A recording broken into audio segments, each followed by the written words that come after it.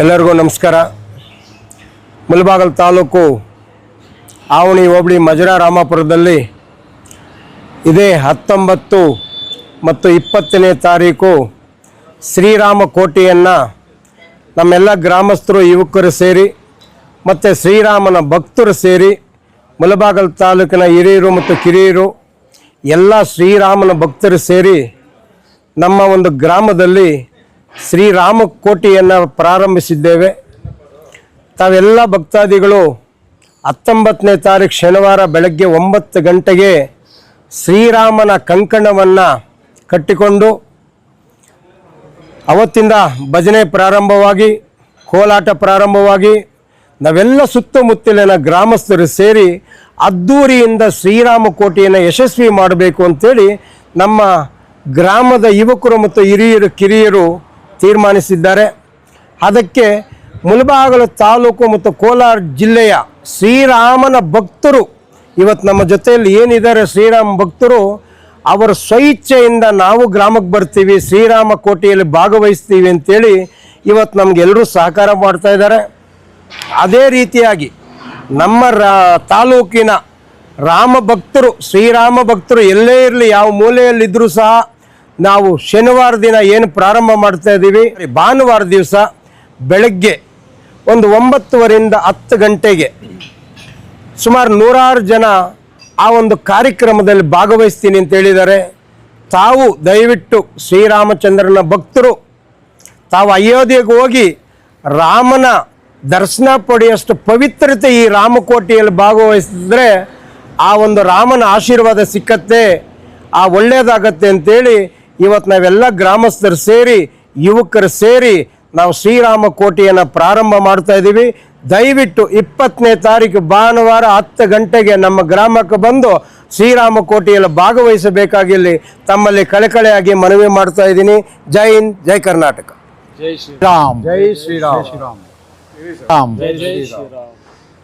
ಮುಳಬಾಗಿಲು ತಾಲೂಕು ವಿಶೇಷವಾದ ಪವಿತ್ರ ಸ್ಥಾನ ಆವಣಿ ಕ್ಷೇತ್ರ.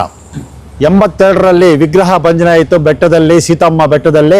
ಸುಮಾರು 20-30 ಸಾವಿರ ಜನ ಹೋರಾಟ ಮಾಡಿ ಅಲ್ಲಿ ಮತ್ತೆ ಸೀತಮ್ಮನ ಪ್ರತಿಷ್ಠಾಪನೆ ಮಾಡಿ ಆ ಗುಡಿಯನ್ನು ಸಂರಕ್ಷಣೆ ಮಾಡಿದವು. ಆ ಒಂದು ಆವಣಿ ಕ್ಷೇತ್ರ ಲವಾಕುಶ ಇದ್ದರು, ವಾಲ್ಮೀಕಿ ಆಶ್ರಮ ಇದೆ ಅಂತ ಒಂದು ಪ್ರತೀತಿ ಇದೆ. ರಾಮ ಮತ್ತು ಈಶ್ವರ, ರಾಮಲಿಂಗೇಶ್ವರ ಅಂತ ಆವಣಿಯಿಂದ 3 ಕಿಲೋಮೀಟರಲ್ಲಿ ರಾಮಾಪುರದಲ್ಲಿ 1 ಕಿಲೋಮೀಟರ್ ರಾಮಾಪುರದಲ್ಲಿ ನಮ್ಮ ಕರ್ನಾಟಕದ ರಕ್ಷಣಾ ಸೇನೆಯ ಅಧ್ಯಕ್ಷರಾದ ನಾರಾಯಣಗೌಡರು ರಾಮಕೋಟೆಯನ್ನು ಏರ್ಪಾಟ್ ಮಾಡಿದ್ದಾರೆ. ಶನಿವಾರ ಭಾನುವಾರ ಸಾವಿರಾರು ಜನ ತಾಲೂಕಿನಿಂದ ಅಲ್ಲಿ ಬರ್ತಾ ಇದ್ದಾರೆ. ತಾವು ಎಲ್ಲ ರಾಮ ಭಕ್ತರಲ್ಲಿ ಸೇರಬೇಕು. ಇಡೀ ನಮ್ಮ ಕೋಲಾರ ಜಿಲ್ಲೆಯ ಮುಳಬಾಗಿಲಲ್ಲಿ ಆಂಜನೇಯ ಭಕ್ತರು ಜಾಸ್ತಿ ಇದ್ದಾರೆ, ರಾಮ ಭಕ್ತರು ಜಾಸ್ತಿ ಇದ್ದಾರೆ. ಅಯೋಧ್ಯೆಗೆ ನಮ್ಮ ಮುಳಬಾಗಿಲಿಂದ ನನ್ನ ಜೊತೆಯಲ್ಲಿ 33 ಜನ ಅಯೋಧ್ಯೆಗೆ ಬಂದು ಆವತ್ತು ಆ ಮಸೀದನ್ನು ಬಾಬರಿ ಮಸೀದನ್ನು ತೊಳೆದಲ್ಲಿ ನಾವೆಲ್ಲ 33 ಜನ ಇದ್ವು. ಅದು ಊರುಕುಂಟೆ ಮಿಟ್ಟೂರಿಂದ 80 ವರ್ಷದ 2 ಮುದುಕರು ಬಂದಿದ್ದರು. ಆ ಥರ ಒಂದು ಪವಿತ್ರ ಸ್ಥಳ ರಾಮಾಪುರ ಊರುಕುಂಟೆ ಮಿಟ್ಟೂರು ಪಕ್ಕದಲ್ಲಿ. ಆದ್ದರಿಂದ ಎಲ್ಲ ಭಕ್ತರು ಈ ರಾಮ ಭಜನೆ ಇಡೀ ತಾಲೂಕಲ್ಲಿ ರಾತ್ರಿ ಹಗಲು ನಡೀತಾ ಇದೆ. ಊರುಕುಂಟೆ ಮಿಟ್ಟೂರು ಇರ್ಬೋದು, ರಾಮಾಪುರ ಇರ್ಬೋದು, ಆವಣಿ ಇರ್ಬೋದು, ಎಲ್ಲ ಗ್ರಾಮಗಳಲ್ಲಿ ಏನು ಅಯೋಧ್ಯೆಯಲ್ಲಿ ರಾಮನ ಪುನರ್ ಪ್ರತಿಷ್ಠಾಪನೆ ಆದ ಮೇಲೆ ಇಡೀ ರಾಜ್ಯದಲ್ಲಿ, ಇಡೀ ಕೋಲಾರ ಜಿಲ್ಲೆಯಲ್ಲಿ ರಾಮ ಭಜನೆಗಳು ವಿಶೇಷವಾಗಿ ನಡೀತಾ ಇದೆ. ಆದ್ದರಿಂದ ತಾವುಗಳು ಎಂದು ಎಲ್ಲ ರಾಮ ಭಕ್ತರು ಪುನೀತರಾಗಿ ರಾಮಕೋಟೆಯನ್ನು ರಾಮ ಭಜನೆಯನ್ನು ಮಾಡಿ ದೇವರಿಗೆ ಕೃಪೆ ಆಗಬೇಕು, ನಮ್ಮ ಹಿಂದೂ ಧರ್ಮವನ್ನು ಉಳಿಸಬೇಕು. ಏನು ಇವಾಗ ವೆಸ್ಟ್ ಬೆಂಗಾಲ್ ಏನಾಗ್ತಾ ಇದೆ, ಹಿಂದೂಗಳ ಮೇಲೆ ದಬ್ಬಾಳಿಕೆ ಆಗ್ತಾ ಇದೆ. ಆದ್ದರಿಂದ ನಾವು ರಾಮ ಭಜನೆಯಿಂದ ಹಿಂದೂ ಧರ್ಮದ ಪ್ರತಿಷ್ಠೆಯನ್ನು ಕಾಪಾಡಬೇಕು, ಹಿಂದೂ ಜನರನ್ನು ಕಾಪಾಡಬೇಕು. ಆ ರಾಮ ಭಜನೆ ಮನೆಯಲ್ಲಿ ಹಳ್ಳಿಯಲ್ಲಿ ರಾಮಕೋಟೆ ರಾಮ ಭಜನೆ ಮಾಡಿ ಹಿಂದೂ ಧರ್ಮವನ್ನು ಕಾಪಾಡಬೇಕು, ಹಿಂದೂಗಳ ಮೇಲೆ ಅನ್ಯಾಯವನ್ನು ಎದುರಿಸಬೇಕು ಅಂತ ತಮ್ಮೆಲ್ಲರಲ್ಲಿ ವಿನಂತಿ ಮಾಡ್ತಾ ಶನಿವಾರ ಭಾನುವಾರ ತಾವೆಲ್ಲರೂ ಭಾಗವಹಿಸಬೇಕು ಅಂತ ಕೋರ್ತೀನಿ. ಜೈ ಶ್ರೀರಾಮ್.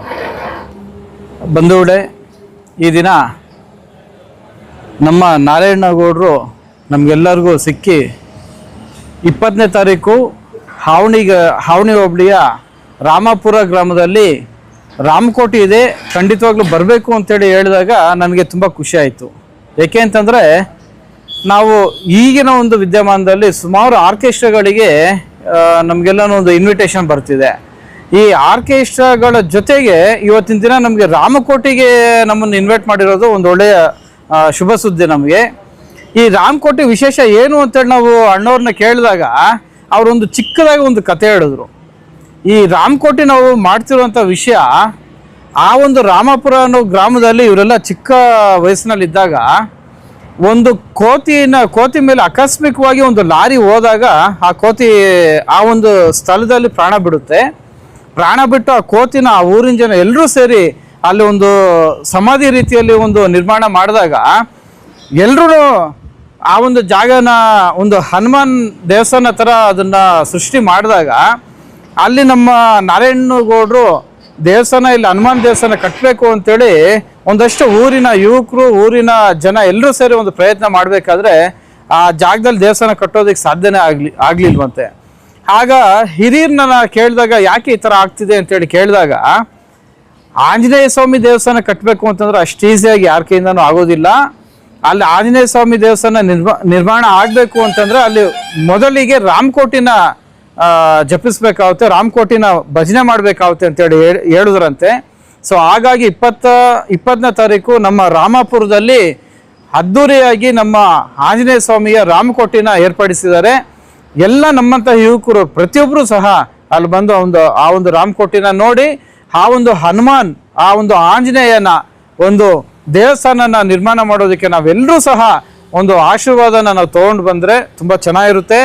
ನಮ್ಮ ಹಿಂದೂ ಸನಾತನ ಧರ್ಮದಲ್ಲಿ ಮಾತ್ರ ಪಂಚಭೂತಗಳಿಗೆ ಹಾಗೂ ಪ್ರಾಣಿಗಳಿಗೆ ಹಾಗೂ ಗಿಡ ಮರಗಳಿಗೆ ಮಾತ್ರ ನಾವು ದೇವರ ಸ್ವರೂಪದಲ್ಲಿ ನೋಡುವಂಥ ಯಾವುದಾದ್ರು ಒಂದು ಧರ್ಮ ಇದೆ ಅಂತಂದರೆ ಅದು ಸನಾತನ ಧರ್ಮ ಅಂತೇಳಿ ಈ ಒಂದು ಸಂದರ್ಭದಲ್ಲಿ ಕೂಡ ನಾವು ಹೇಳೋದಕ್ಕೆ ತುಂಬ ಖುಷಿ ಆಗುತ್ತೆ.